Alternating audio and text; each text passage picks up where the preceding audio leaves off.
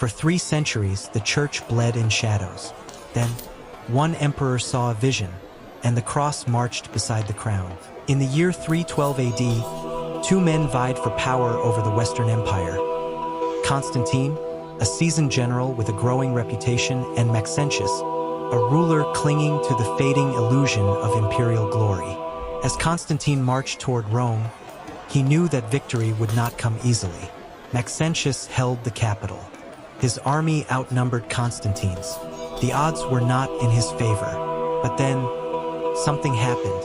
On the eve of battle, just before the clash at the Milvian Bridge, Constantine witnessed a vision in the sky, a bright cross of light above the sun, accompanied by words that shimmered like fire. "In this sign, you will conquer."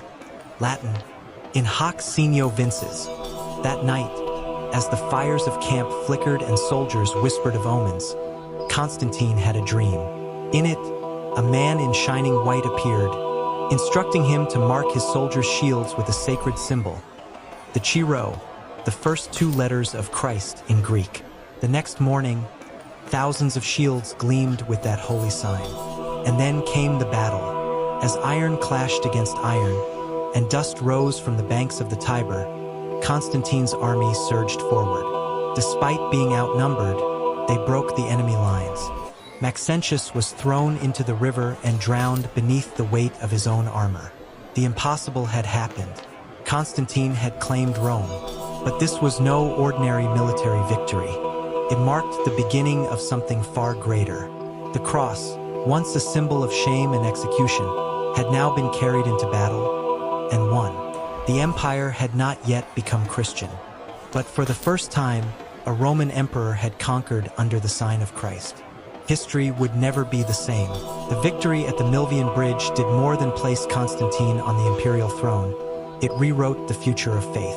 In the early months of 313 AD, Constantine met with Licinius, the emperor of the Eastern Roman Empire. In the northern Italian city of Milan, they drafted a decree that would change the fate of millions. The Edict of Milan. It was not just a law. It was a turning point in civilization. For over 250 years, Christians had been hunted, tortured, and executed. They prayed in catacombs, worshipped in fear, and died in arenas for refusing to bow to Caesar.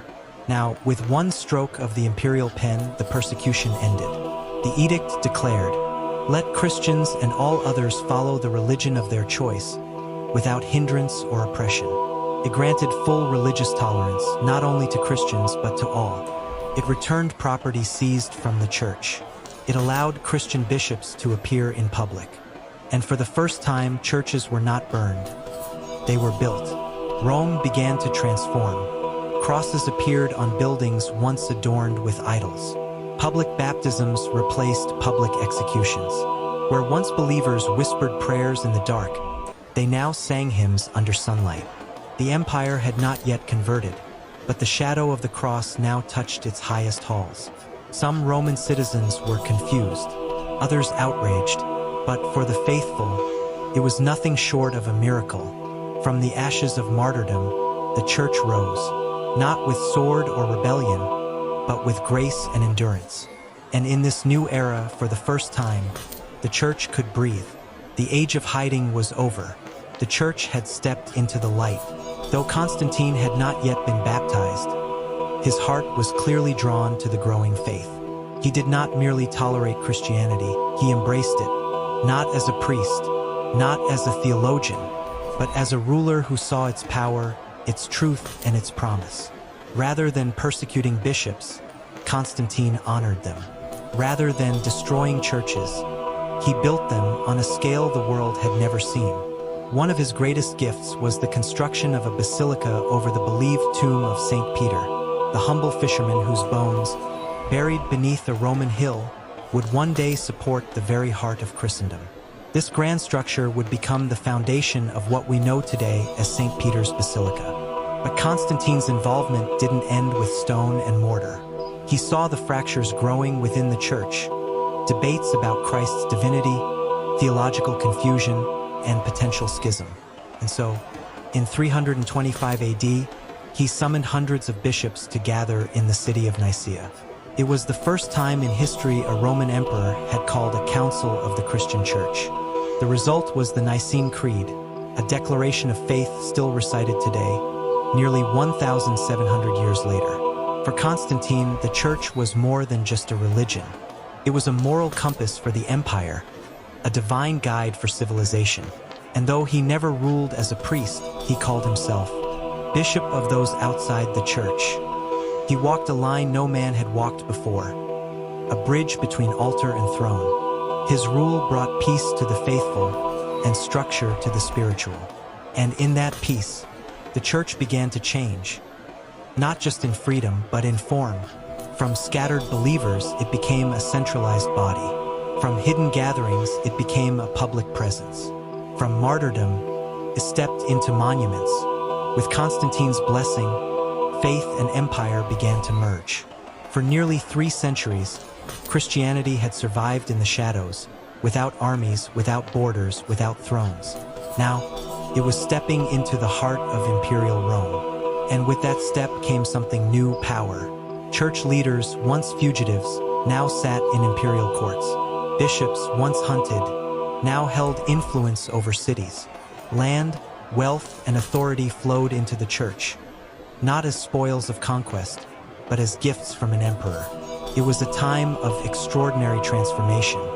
New basilicas rose from the ruins of pagan temples. Christian holidays became public festivals. Crosses were engraved on coins and embroidered on royal robes.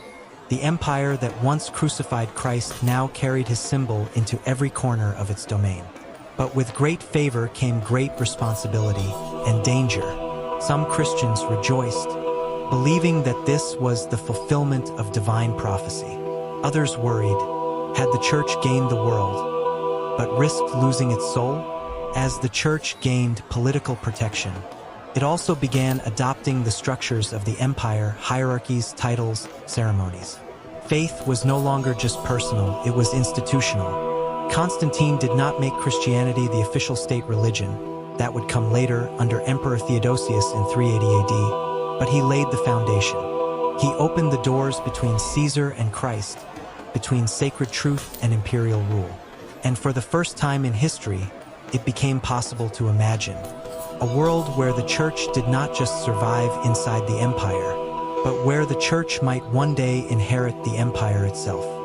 When Constantine moved the capital of the empire from Rome to Byzantium, later renamed Constantinople, it was more than a political decision. It was a symbolic shift. The heart of imperial power was leaving Rome, but in its place, something new was rising. Not another Caesar, but a spiritual throne. Rome, the city that had once thrown Christians to lions, now became the city of church bells and bishoprics. The very soil where apostles had bled now blossomed with cathedrals, crosses, and sacred processions. Constantine continued to fund grand projects in the West, including Old St. Peter's Basilica, constructed atop the believed burial site of the apostle. It was no longer just a tomb, it was a foundation for a power not ruled by spears, but by spirit. The Church, once scattered, now had a center. And though Constantine himself would die in 337 AD, baptized only on his deathbed, his legacy would live on in stone, in scripture, and in structure.